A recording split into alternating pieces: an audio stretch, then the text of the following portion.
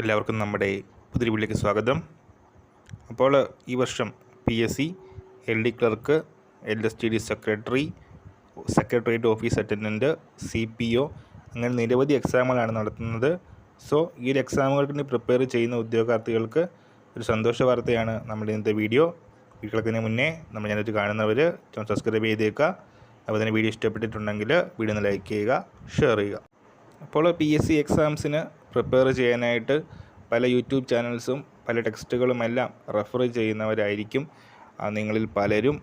ഇപ്പോൾ നമുക്കെല്ലാം അറിയാവുന്ന പോലെ തന്നെ PSCയുടെ എക്സാം പാറ്റേൺ വളരെയധികം മാറിയിട്ടുണ്ട്.